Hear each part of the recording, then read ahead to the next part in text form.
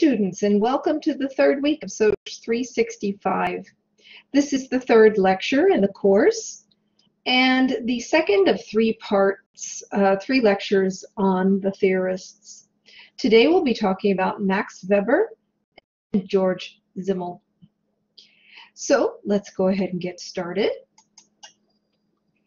Max Weber, and as I've said before, make sure you just kind of take stock in the approximate time in which each theorist lived and where they lived, and whether, as you're doing the readings for this week, keep in mind that they are a social product as well as a social scientist. They, we can't help but be products of our own socialization, our own culture. So, keep in mind what he was seeing between 1864 and 1920. He saw, again, he was alive during the Industrial Revolution in the turn of the century. He saw the end of World War I, but died almost a decade before the Great Depression started and before the huge economic toppling in the United States, and also economic, the beginnings of the build-up to the interwar period in Europe. So he was prior to that. He died in 1920, but he saw the precursors to that. He saw World War I, which was supposed to be the war to end all wars, and he saw child labor and children going to work at age 7 in factories. He was alive when there really was this huge disparity between the haves and have-nots, and so let's take a look at what what theories and ideas he was presenting. And the first thing I want to talk a little bit about is Weber's routinization of charisma. Weber spent a lot of energy and time studying authority and bureaucracy and what are the qualities of leadership, what are the kinds of authority and leadership. So I'm sure you bumped into him in SOC 100 and probably in other sociology courses. But here's a reminder, if you don't remember a lot about him, he was really the person who studied with a microscope the differences between kind of legal, rational authority, legitimate authority, illegitimate authority, and then looked at legal rational authority or rational legal. You'll see them both ways, traditional and charismatic authority. And he was very interested in what makes a person a natural born leader. How do they get that kind of authority and kind of icon status or hero status? So let's take a look. First of all, Weber introduced the concept of the routinization of charisma. And he said charismatic people are thought to have extraordinary powers to attract, motivate, inspire, and even control others. And charisma can be a force for good or bad. So I mean, you can be looking at people like Martin Luther King, people like Hitler. It's not. Step back and look at the traits of a charismatic person. What is charisma? And kind of just temporarily, I'm not saying put your ethics on hold, I'm just saying temporarily step back and look at what people, whether they're famous or infamous, have in common, who are these people who are charismatic figures. So charismatic authority is one type of legitimate authority that Weber describes. So let's quickly go through those different kinds of authority. First of all, rational legal authority. This is authority derived from the understanding that specific individuals have clearly defined rights and duties to uphold and implement rules and procedures impersonally. So power is not vested in individuals. It is vested in particular positions or offices. So for instance, the office of president or position of president of the United States. A person is elected to that position, they hold it, and then they leave. They don't get to take the power of the presidency with them when they leave. And so although they will have certainly greater power, and likewise Secret Service following around for the rest of their lives, what we're looking at is the actual position of president, not the people. So the position of president, the power that goes with that is not vested in the individuals who are elected to that position forever. It is vested in them while they hold that position. And then when they leave, the next person moves in and holds that power. So other examples would be a U.S. congressman, a student body president, etc. Okay? Any position. All right. Traditional authority is authority rooted in the assumption that the customs of the past legitimate the present. And these are usually positions into which people are born. So typically, traditional authority is inherited, and as long as tradition is followed, these rulers may be able to keep power. And if you look at this picture, this is Henry VIII. It was a portrait of Henry VIII. So another example would be the Romanovs held power in Imperial Russia for 300 years until the Russian Revolution in 1917. You're talking about the ascension and the ancestry of kings, of positions that gave you power just because you were born into that position. It's traditional authority, and again, as long as you stick to the traditions and don't rock the boat too much, which of course people like Henry VIII did. He was a king who wasn't terribly popular. I mean, at times he was. He was, first of all, flouting the Catholic Church. He separated from Rome, from the Pope, and seized the lands that had belonged to the Catholic Church, some of which were used for, to give the poor land on which to farm. And of course, the poor were not thrilled either. And so most of his, quite a few of his subjects, the people without power, were very upset about what he was doing. He was also, of course, marrying a succession of women, as the stories have it, because it's one incredibly true soap opera. But this is a case where a king acted outside of the usual realm of traditional authority, and it upset his situation to some extent. I mean, he was not always very popular, and he did have reason to fear that he would be overthrown. Although he also disseminated a lot of that wealth that belonged to the Catholic Church to other wealthy people in positions of power throughout his kingdom. So in that sense, he kind of cemented his rule by giving wealth to the people who were already wealthy and then supported him, those people already in power. Okay. Now, charismatic authority derives from a ruler's ability to inspire passion and devotion among his or her followers. And this is where, in my opinion, Max Weber really gets interesting, because he was really looking at what makes a charismatic leader. So Max Weber states that charismatic leaders emerge when 4 things happen. And keep in mind that this is kind of magnified during periods of crisis. So people just seem to be more receptive when things are in crisis, and it could be war, unexpected attack. It could be a betrayal of the current political system. All sorts of possibilities can cause this period of crisis that is then followed by these charismatic individuals emerging, having their opportunity to be even more charismatic by reaching more people, or having their charisma kind of better recognized.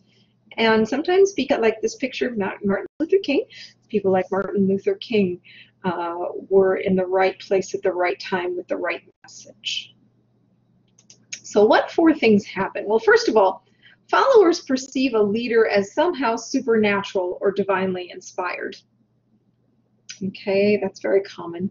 And we're not talking about absolutely everybody. We're talking about there being the general consensus. Also, followers unquestioningly believe the leader's statements, even at times when the leaders say, look, don't just buy this. Don't just believe what I'm saying because I said it. Fact check me. So, really, what I would say is a very, thoughtful and thoughtful leader, somebody who has strong ethics, would come forward and say, look, do the research too and see that what I'm saying is true. This is where you will find this information. So the followers tend to unquestioningly believe the leader's statements. Also, followers unconditionally comply with the leader's directives. Okay. Also, followers give the leader unqualified emotional commitment. Okay, very strong. Remember we talked about values in the first week and how viscerally charged our values, people's values. Values and usually people will share the same values as the charismatic leader, or at least some of them. And you can imagine how when telling people what they believe is already true, or what they hear, maybe what they want to hear, can have a strong emotional effect on people.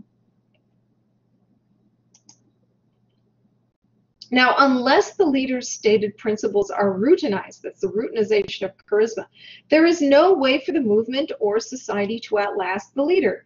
So a charismatic leader, if they want a movement to carry on, they want their organization or their message to continue, there's no way that they can have that happen once dead and gone unless there's this routinization of charisma. And the routinization of charisma occurs when followers create a form of authority, or a traditional or rational legal, that allows the original leader's ideas to continue. And sometimes the leaders themselves are the ones that push this, that start this off. So the routinization of charisma today often occurs when the charismatic leader is succeeded by a bureaucracy. It's controlled by a rationally established authority or by a combination of traditional and bureaucratic authority. So keep in mind that these charismatic leaders almost always possess outstanding speaking ability and seem to or do perform extraordinary feats. And this type of domination or leadership is made legitimate by the personality of the leader of a group or society. And many of these leaders emerge when people lose faith in their social institutions. And again, historically, some of these people are famous, some are infamous. You got Lenin, all kinds of people. So unless the leader's stated principles are routinized, okay, there is no way to perpetuate the movement or society or message, or it may work itself into culture and kind of dilute itself a bit. But if you want to keep that message rolling, how do you do that? Well, you have to have what they call the routinization of charisma, where it becomes the foundational concept under that bureaucracy, under that rational legal authority. Okay? So that's one of the things I wanted to bring up to you in this particular lecture, because sometimes when students are reading about this, the routinization of charisma, sometimes that message gets a little lost. So I just wanted to review that and kind of give you the nutshell version. Another theorist about whom I'd like to speak in this lecture is George Simmel, and that is pronounced Zimmel with a Z sound, Z-I-M-M-E-L, and the accents on the first syllables. So George Simmel, and you see that he was a contemporary of Weber's, 1858 to 1918. He died just 2 years beforehand, and so he studied under Max Weber at the University of Berlin. So Zimmel, you're going to be reading about him this week, but I wanted to kind of touch on his concepts of dualism, just to make sure everybody is catching this. Because in your papers that you're writing, and especially the week 4 paper, you will find that dualism pops up in a lot of the films for the film paper that you're writing that in week 4. So keep one eye peeled on Zimmel's theories as as you're preparing to write your week 4 paper, because a lot of you might want to apply his concepts. Dualism, first of all, Zimmel's dualism is the state of contradiction we all experience as a permanent feature in modern social life. So one aspect of dualism is that we live inside and outside of our social groups and our society. Okay? Zimmel theorized that people integrate only partially into society, and he argued that life is not entirely social. A part of each of us belongs to groups inside society, and a part of us is separate from the group outside society. So there's the individual and there is society, and the two are condemned to be interdependent and mutually supportive, but they're pulled in opposite directions. So one of the think about the different social groups to which you belong. So for example, as members of a society, we each belong to social groups, okay? But while we are members of these social groups, we are separate from them too. So they're not sharing many aspects of our life. It's kind of fractured. We have multiple groups, and then we live kind of isolated as well. So we go off on our own during periods, as opposed to live our entire life face to face, which is the way it had been, just 100 or so years prior to Zimmel's birth, where you had people being born. They lived, they died in the same spot. They interacted with the same small group of people their entire lives. They didn't usually go out of their neighborhoods or their very tiny towns or communities. In medieval Europe, it wasn't safe. And you had whole towns that didn't even have names. And so people, people wouldn't leave, like a 4-mile radius in some parts of Europe because you might not find your way back. Plus, you might get robbed on the way. So when people did travel, they traveled in groups, and you had to be able to trust the group. Well, people didn't do that much. They stayed in the same place. So Zimmel's looking at what was modern society to him, that turn of the century right around 1900, and said, we now live in multiple groups. We live in our family group, our work group, our different groups, and it's becoming even more so now. I think we have multiple groups to which we belong during our life, and yet we live separate from our extended family now. So we have our family group, but we also have the people who live within our house, our nuclear family. So there really are many groups touching our lives. You have your friendship group. They may be totally separate from your family and from your work group, and so you kind of have a different side of you in each group. Okay?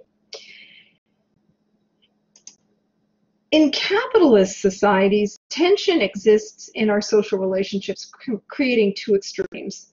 On one hand, we're bound by humanity and friendships where giving of oneself to others is valued. On the other hand, the modern economy creates a self-interested person focused on producing, buying, and exchanging with others, and viewing others as a kind of in a utilitarian rather than caring way. So Zimmel was saying we're objectifying people. The new 20th century was a time to and the years leading up to it were a time where people were suddenly becoming numbers. Again, you don't live in the same spot all the time anymore. You don't live with the same small group of people and see very few other people. You're not in the same place your entire life, in the same spot pretty much.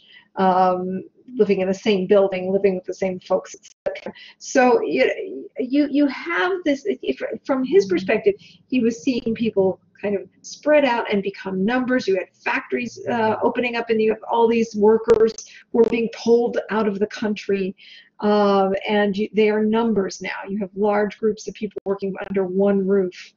And now there are, it's easier to keep track of people by numbers than it is. And think about the numbers. How are we today, more than, but basically 100 years after Zimmel died, how are we objectified? And think of all the numbers that apply to us, the PIN number at the bank, the social security number, if you're working, you have an employee number, you have a student number, all these different numbers.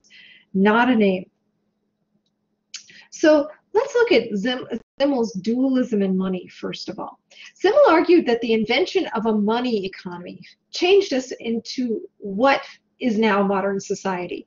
It used to be, people created relationships to exchange goods. So bartering system, just left that open. You had to create relationships to transfer goods. Okay, money transforms social exchange. If you have money and something is for sale, you can buy it instead of having to create a social relationship with the seller and making an exchange for what they want. So you don't have to create relationships to get stuff, to buy stuff. Money also becomes a symbol, and it kind of loses its connection with exchange. Having money becomes an end in itself. So money really doesn't have any worth except what we give it, right? So think about it. What does money represent? It represents paying bills. It represents, getting heat, getting food, getting water, having your garbage taken away, having a roof over your head. But also it represents buying stuff that we may or may not need, going places and visiting and doing interesting stuff, entertainment. Money becomes the end because it has those, it can buy anything that's for sale. So it's not, okay, I need a relationship with a butcher so that I can get the best cuts of meat each week, or so that I can get some, feed my family, and then I'll give him corn out of my garden or off of my land. No, now I don't have to create a relationship. I have money. And if things have set prices, I don't have to create a relationship at all. I just go and buy it. Okay, so money becomes that symbol and it loses connection with the exchange. Now, Zimmel's fashion dualisms, and it's really interesting that because this is something that does not change. Humans, have the same, we have the same weaknesses we always have. The culture changes. Human beings, I'll tell you, I don't see a lot of change since the beginning of time. We're still worried about the same stuff, right? We're still worried about, am I going to feed my family? How am I going to put a roof over my head? How am I going to get a date Saturday night? So, Zimmel, I love going through Zimmel because, it really is, as the song goes, just a little bit of history repeating. Zimmel pointed out fashion dualisms. And this is not to make anyone feel bad about the knockoff Gucci purse they got on the, bought on the sidewalk on the streets of San Francisco or New York or wherever. So please don't let this diminish your enjoyment of whatever products you own. But Zimmel was making an observation about this. He said, first of all, fashion is structured by social class. Okay, fashions can imitate the rich, and middle-class people can then afford them, but it's not usually perfectly. And designers know not to do that because they're trying to attract people with money, and they want to be able to charge a lot for something. So individuals are allowed to identify with the group through the clothing they wear as well. So they distinguish themselves from the group by the clothing they wear also. So fashion helps people conform to society or to differentiate themselves from society or from a subculture. So if you want to look like the people in a subculture, you would probably take steps to wear certain clothes, maybe do your hair a certain way. If you're joining the military, you wear a certain uniform. If you work in a certain place, you might be following a certain dress code, that sort of thing. There are also things you would not do, okay? You would not, for instance, come to work in a bathing suit unless you're a lifeguard or something. In other words, you wouldn't go to your teller job at a bank wearing a bikini. I'd hope not. Anyways, in this society, at least, and even in California, that really isn't okay. At least at this time. Who knows what it'll be, you know, next week or next year or whatever. But so fashion allows you to show allegiances to certain groups and that you are not part of other groups. Zimmel also notes another kind of dualism, and that is the social division that structures fashion by gender. And he noticed, Zimmel theorized that women had become fashion-wise by reason of their weaker position in society. He's not talking about physical weakness, okay? I really want us to look at this and understand he's talking about lack of power. So Zimmel believed fashion allowed women and allows women to gain strength through conformity, obviousness, and imitation, and it relieves them from the responsibility of personal taste, which is, you know, kind of not noticing the fact that men can follow fashion too. But traditionally speaking, and at least at Zimmel's time, fashion or the main trends of it and changes of it were directed at women because they were the ones who were, according to Zimmel, using it to gain prestige in society. Okay. Now, dualism, fashion, and social change. Let's take a quick look at this. Again, this is the kind of the nutshell tour of Zimmel's dualism. Let's look at mass acceptance of fashion. The irony here is that something becomes fashionable, a certain group of people show it off, and then it becomes a fad, and it becomes, people, especially if it becomes really popular really fast, people sit down to it like it's a Viking wedding, and they just consume everything on the, on the table, and once they get up, they're so full they don't want it anymore. So fashion is kind of like that. Mass acceptance of a fashion eventually kills it. Okay, with acceptance comes a backlash and a loss of attractiveness of the fashion because suddenly it's mainstream. So think of disco. That's why I put a picture of disco, a disco picture here in Saturday Night Fever. What makes the very thing when I think of something that was fashionable, that got its disco got its start in the underground. And it became just so different and popular and became the fashion that people were just inundated with it. And then suddenly you had just people were repulsed by it. They overkilled, they got saturated by it. And suddenly it became watered down and disinterested to people, is what people would say. And they kind of pulled back and said, I don't want to hear any more disco as long as I live, or at least not, it worked out at least not for 20 years. And then it, of course, became popular again, of course. So where it was more retro and nostalgic. So with the parents want to forget, the children will want to remember at some point, or the grandchildren. But you look at the phenomena that Zimmel was pointing out, is that this mass acceptance of a fashion eventually kills it. Okay, it's no longer chic because everybody's doing it, is kind of the simplification of that. I'd also like to bring up, now that we talked about Zimmel and fashion, Zimmel and money, or dualism and its concepts of dualism and the stranger. Zimmel theorizes that society needs strangers and produces them.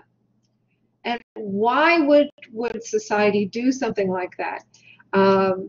It's because the stranger brings new ways of doing and thinking. Okay, now the stranger, like somebody who emigrates from another country, or moves from one job to the next, or state to the next, or from one subculture to the next, brings new ways of thinking and doing. So the stranger fosters social cohesion by creating kind of an image of the outsider. Okay, it's creating a we and you mentality. There are insiders and the outsider. How do you get people to be cohesive with each other?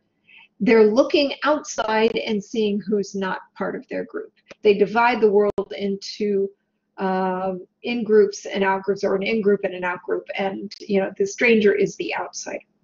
Zimmel also observes that the stranger is allowed to serve certain functions in society by reason of being on the outside. So often the stranger can do what those inside of society are not allowed to do. They're kind of excused from it because they're not expected to follow the same social rules. Okay?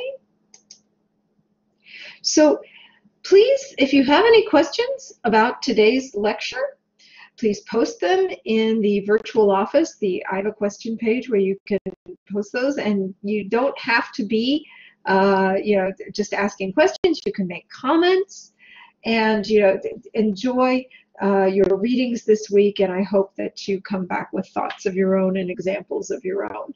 So have a wonderful week 3, and thank you for attending this lecture.